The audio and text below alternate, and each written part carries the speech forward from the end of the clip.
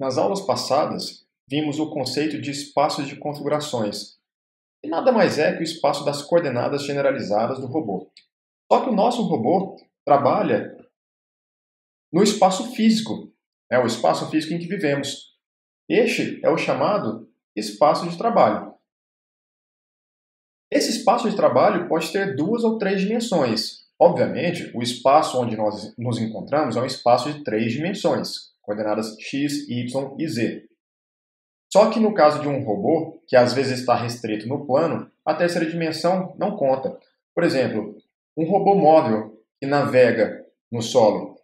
Como ele não pode voar, não pode sair do plano do solo, o que interessa são as coordenadas x e y para ele. Mas isso também vale para um robô manipulador planar, independente da dimensão do espaço de configurações dele. E o que é interessante notar aqui é que o espaço de configurações tem uma conexão direta com o espaço de trabalho. Ou seja, dependendo de como está a configuração de um robô, por exemplo, um robô manipulador com 10 graus de liberdade, por exemplo, ele tem 10 juntas, dependendo de como estão essas juntas, ou seja, dependendo de como está a configuração do robô, ele vai estar de uma maneira diferente no espaço de trabalho. Nós vimos que, a rigor, o espaço de configurações nos permite determinar todas as posições dos pontos do robô no espaço. Porque a gente está assumindo, nesse nosso caso aqui, nessa disciplina, robôs rígidos.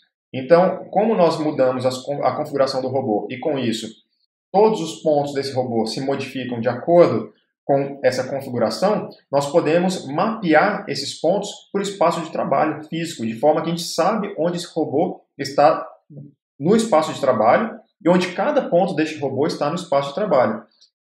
Logo, a gente precisa de uma função que faz esse trabalho de mapear o espaço de configurações no espaço de trabalho.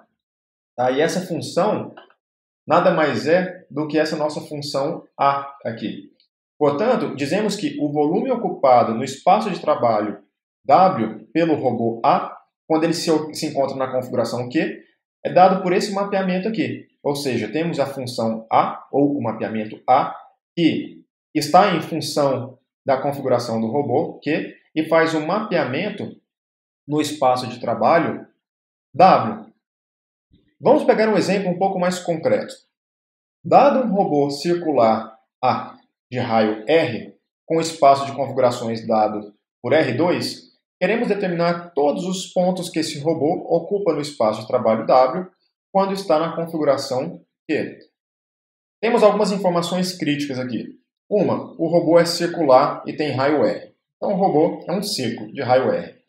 Se trabalhamos com espaço de configurações dado por R2, significa que este espaço descreve todas as configurações possíveis do nosso robô. Se ele é R2, estamos pensando em coordenadas no espaço euclidiano, e mais especificamente, coordenadas cartesianas, x e y, que determinam onde que esse robô está no plano. Tá? Então, as configurações desse robô, cada configuração Q, é dada por 2 coordenadas, x e y. Como podemos fazer isso? Ora, um jeito simples é utilizarmos essa expressão aqui, esse mapeamento. Ou seja, como o mapeamento A de Q está em função de xy, uma vez que Q é igual a dupla xy, podemos considerar então que todos os pontos nesse robô são determinados por esse conjunto aqui. Ou seja, o conjunto dos pontos x', y', tal que x menos x' ao quadrado mais y menos y' ao quadrado menor ou igual a r ao quadrado.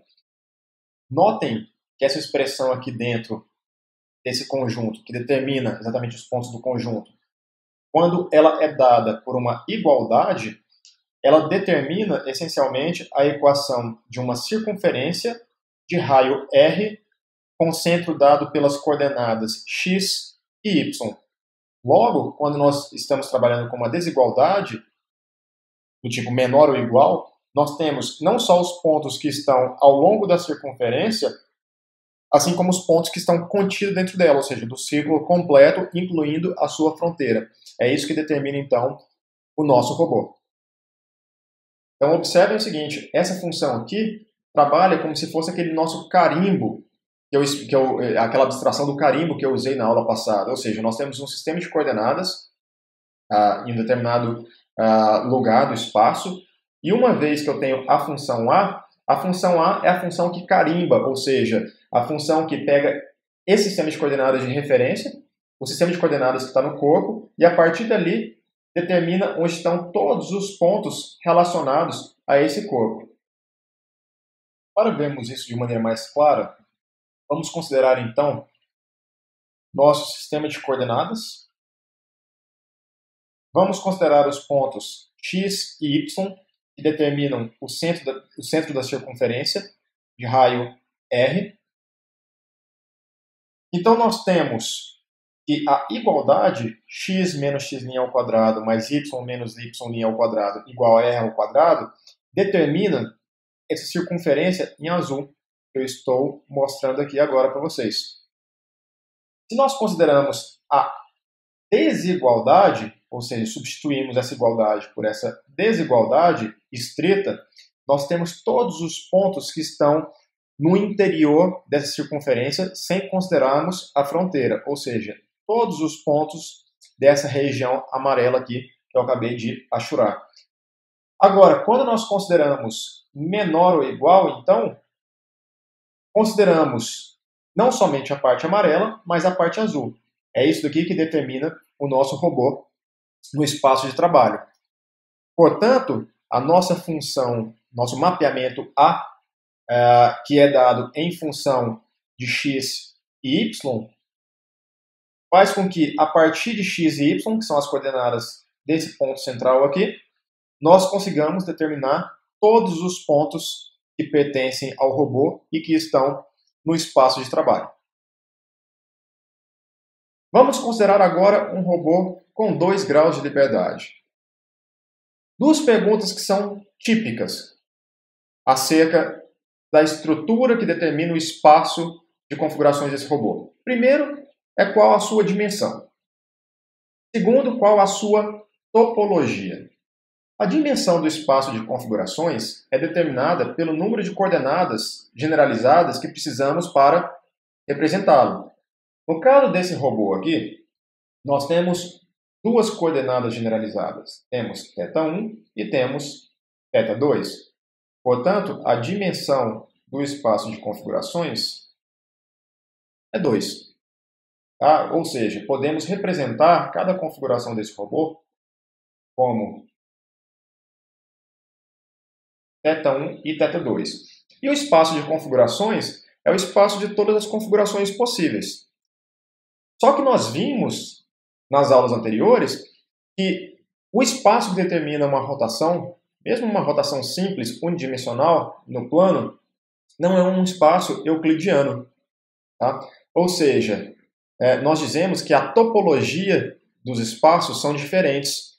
Topologia nada mais é do que o ramo da matemática que envolve transformações contínuas em espaços abstratos que não envolvem as operações de recortar e colar.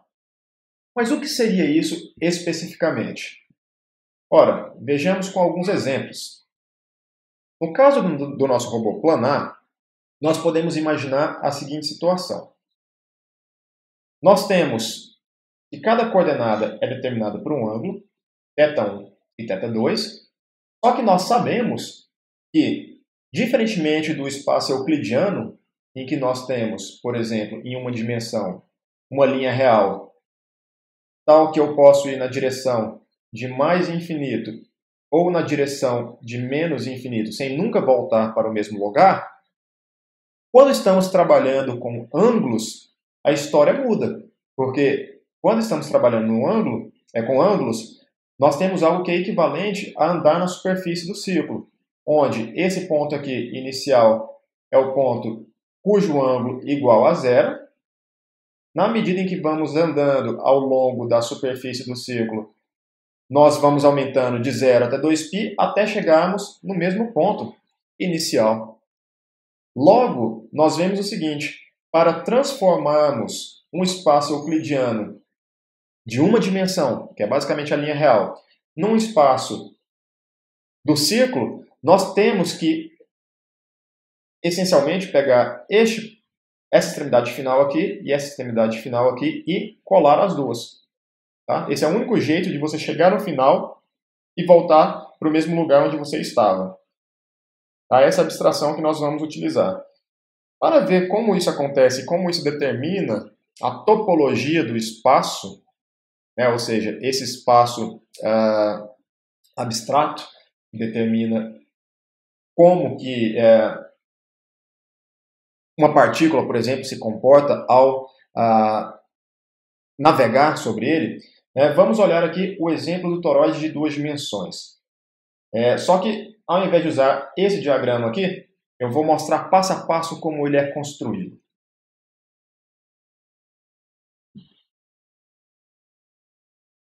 Tá? Imagina o seguinte, nós queremos agora pegar um plano R2,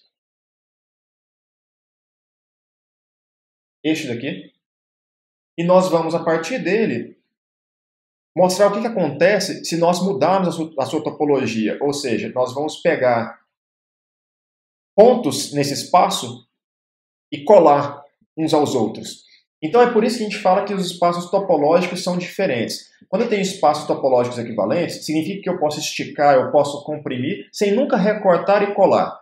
Quando isso acontece, quando eu transformo, por exemplo, este plano aqui num plano maior, então imagine que eu pegasse esse plano aqui e esticasse num plano maior.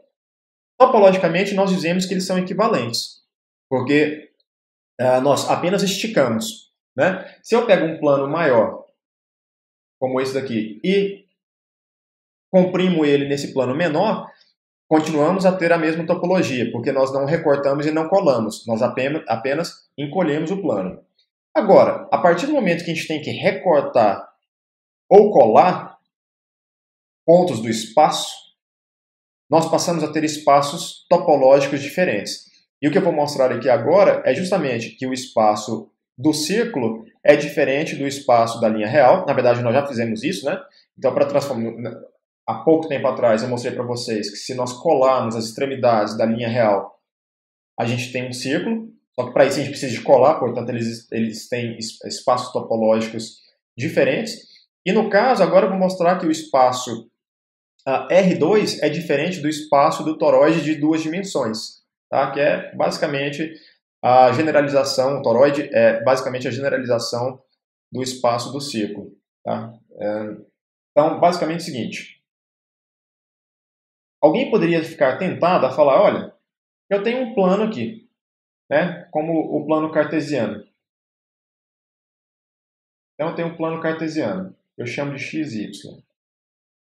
Eu poderia ter, ao invés de XY, eu poderia falar, olha, vou fazer a mesma coisa, só que com θ1 e θ2, por exemplo. Alguém poderia ficar tentado a fazer isso. E eu vou mostrar por que, na verdade, não funciona. Tá? Vou mostrar primeiro do ponto de vista topológico, mas depois eu vou mostrar do ponto de vista prático. Isso daí tem implicações práticas que atrapalham não só na parte de modelagem, mas na parte de controle, né? Principalmente na parte de controle de robôs. Vou mostrar vários exemplos aqui ainda nesse vídeo ou no próximo vídeo.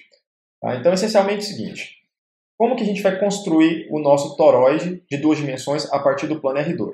Então, esse plano aqui é como, né, se a gente tivesse θ1 aqui e θ2, nós teríamos uma aproximação do nosso espaço por um espaço euclidiano de duas dimensões. Só que no primeiro passo, a gente sabe que o θ1, quando ele sai de 0 e chega a 2π, ele volta para o mesmo lugar. Né? Ou seja, se a gente parte daqui e vai percorrendo esse caminho e chega em 2π, 2π sabemos que é a mesma coisa que 0. Ou seja, para então transformarmos esse plano aqui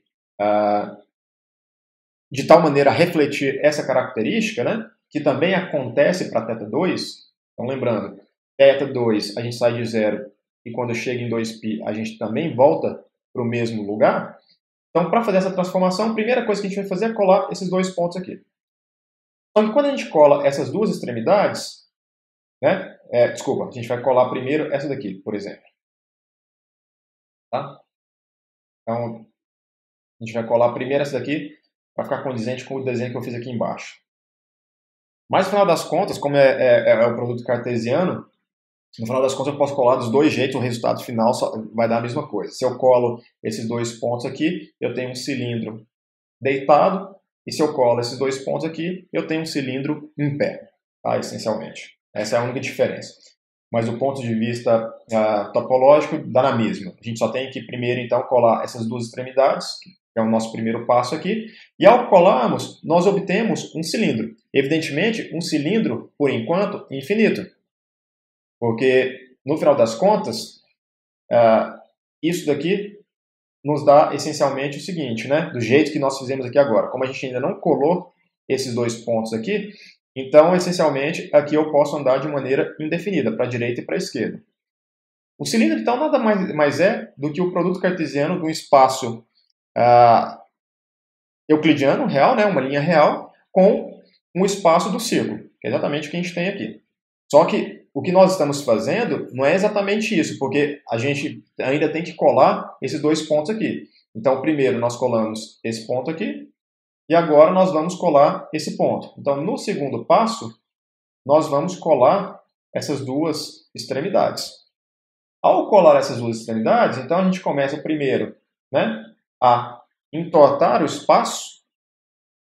Agora, notem que esse espaço aqui, por enquanto, esse aqui por enquanto, como essas duas extremidades não estão coladas, né, eu estou mostrando o passo a passo para vocês, é equivalente a esse daqui. Ou seja, eu consigo transformar esse espaço nesse espaço aqui, sem precisar de recortar ou colar qualquer coisa, só estou dobrando o espaço, né? Então, do ponto de vista do espaço, esses dois aqui possuem a mesma topologia. Só que, a partir do momento que eu efetivamente colo esses dois pontos aqui, aí eu obtenho uma rosquinha, né? Que é um toroide de duas dimensões. Tá? Então, essencialmente, o que nós temos aqui é o seguinte. Se nós olharmos aqui, né, a gente pode variar o ângulo ao longo desse círculo aqui. Então, isso daqui, por exemplo, nos daria θ1. E nós podemos, para cada ângulo que eu tenho aqui, né, para cada ângulo que eu tenho aqui, por exemplo, θ1, eu posso, então, variar o ângulo aqui, né, ao longo dessa circunferência aqui do tubo. Ou seja, esse espaço aqui, então, é um toroide de duas dimensões que reflete exatamente aquela topologia do nosso robô manipulador planar de 2 graus de liberdade com juntas rotativas. Tá? Então, θ1 seria o ângulo em torno do eixo, que está saindo aqui para fora do plano do quadro, né? Da tela. Tá? Então, é esse ângulo aqui, ao longo dessa circunferência, e o θ2 é o ângulo ao longo dessa circunferência. Evidentemente, se eu escolho, por exemplo, θ1 igual a 0, né? Então, θ1 igual a 0 é esse ponto aqui, na circunferência. E eu posso variar 2π ao longo dessa circunferência aqui no interior do tubo.